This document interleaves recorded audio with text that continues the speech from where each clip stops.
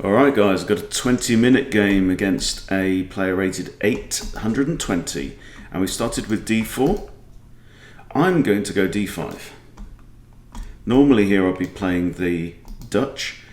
Okay, this looks a little bit slow to me because it's blocking in his dark squared bishop. Do I compete for the centre now? Don't think so. I think knight out makes more sense. Okay, now this is a pointless check. So watch out for this. If you're under 1000, watch out for this, because it allows me to play a move that I would quite like to play anyway, which is c6. Okay, and that comes with tempo because it hits the bishop, and now the bishop has to move again. And now the tables have turned. White has already actually handed the first move advantage over to black. If you notice now, we've both played two pawn moves. Okay, we've both developed one piece into the board, but because this bishop has moved once and now twice, it's now black's turn, so black is now effectively playing with the white pieces. Okay, now again, e5 doesn't make sense because pawn takes and then my knight is hit, so no sense in that at all. Feeling like I want to get my light squared bishop out so that I can maybe play e6 in a kind of London style. But I can't put my bishop there right now because it will simply be taken by the bishop. Now if I put my bishop here, we have the same kind of situation where he's going to move f3 or block with the knight or retreat his bishop again. So that doesn't seem to make much sense either.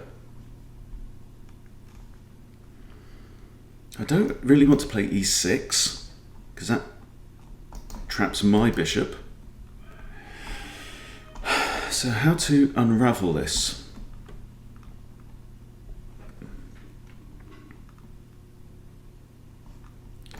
Knight d7?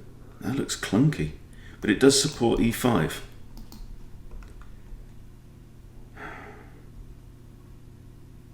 Bishop to here doesn't make much sense. I don't know, this is a tricky one. It says my opponent's disconnected.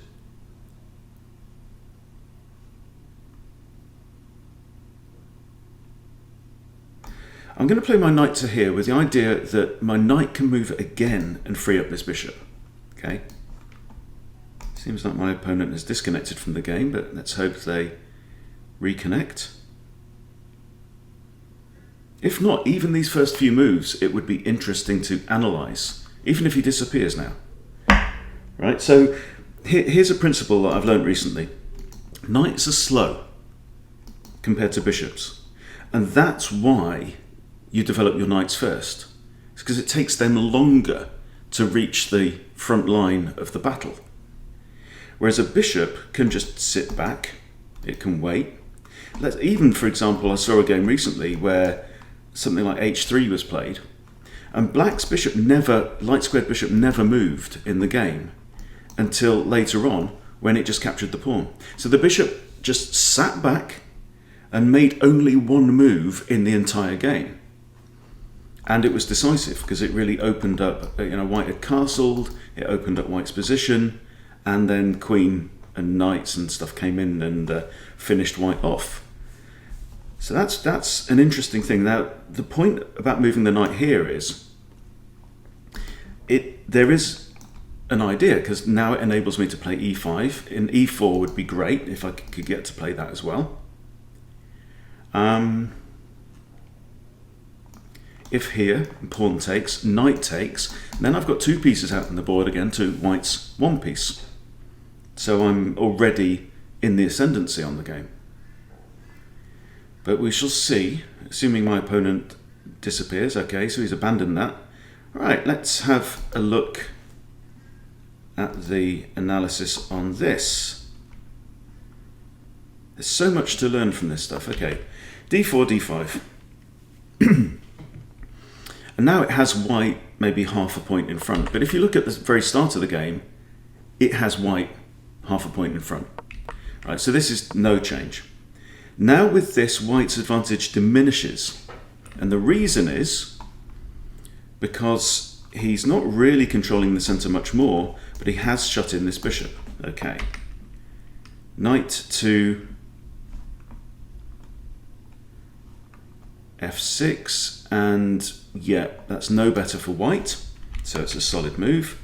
Now bishop out, and now it's gone to negative here, -4, okay, because c6. Right, and now black is actually already better. So, if you're a sub 1000 player, don't play a check for the point, just for the purpose of checking your opponent, because this move improves things for black. Right? It means, for example, the queen could come out here with check. Right? It's opened up this line for the queen, which previously wasn't open. Plus, I mean more so, it means that this bishop now has to move because this bishop is under attack. Okay, so the bishop now moves back to d3. And it's saying, yeah, black is still a little stronger. And now what does it think of this? Okay, so previously it had black 0.21. Now with this knight move, black has actually gotten slightly better. It's now got black 0.28 in front. Okay. So there we go. So maybe it was a good move. Let's try some other moves. So remember, knight to d7 is 0.28. This, I think, would be a mistake.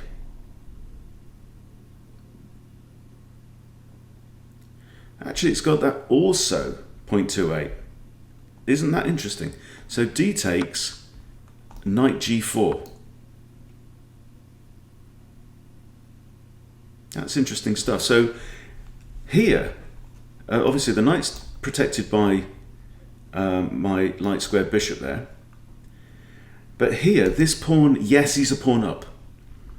But I already have a piece in his side of the board, and this pawn is vulnerable. So white's control of the centre is not great. You know, I've got 2 pawns up. This pawn is probably not going to live forever. So that's an interesting approach. But now it's saying actually white is 0.01. So now it's saying it's equality.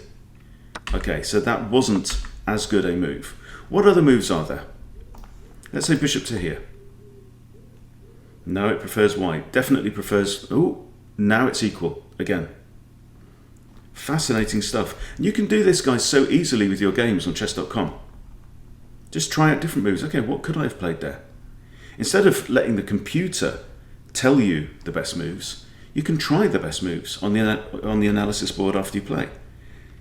But it seems like I may have found the best move there. An alternative, actually, could have maybe been that, for example. No, it prefers white. Definitely prefers white, and it's saying that knight d2 or bishop d2 would be playable here. Okay, so another tip there. Don't bring out your queen too early. Don't throw in a check for the sake of throwing in a check. You have to consider, what can my opponent do? Well, that's an idea, right? But it's also saying even this is slightly better for some reason. Yeah, most humans would probably play that. And now my queen has to move again, and white has again just gained the upper hand in the battle. So it seems as though knight d7, awkward looking though it may be, is the better move in this situation. And the reason is, of course, that the knight can move again and make progress up the board. Come to here, nice square on c4, yeah? And then the bishop is free. Okay, so shutting off a bishop early on with a piece may not be so bad. Okay, what white's done here is use a move to, you know, this e3 move the computer doesn't like terribly much. And the reason is because he's spent a move moving this pawn, right? Now, he could move the pawn again to here, but why take 2 moves, okay, to release the bishop when he could have played it in 1 move? Say, for example, bringing his knight out first, and then e4 is playable, right? Now, in my case, now, here, again, I'm blocking off this bishop's progress with my knight, but my knight can now move, So it can't move to c6 because that square was covered anyway, right? So my knight can now move up the board and improve itself, right? Get into a better position, a more attacking position, and release the bishop at the same time. So there you go. Interesting stuff. If you're, particularly if you're below 1,000, you want to improve your play, do go through this process. It's not difficult, and the important thing is to understand why a move is better than another move. Don't just look at the number that the engine gives you and say, okay, well, that's the best move. Figure out for yourself why, and that is how you will improve your chess. Simple as that. Okay, so a very simple, how many moves have we played here? 4 moves, 4 move analysis, but there's lessons to be learned from that, okay? There's nothing too big or small, nothing too small in chess that you can't learn from, right? Even a 4-move game.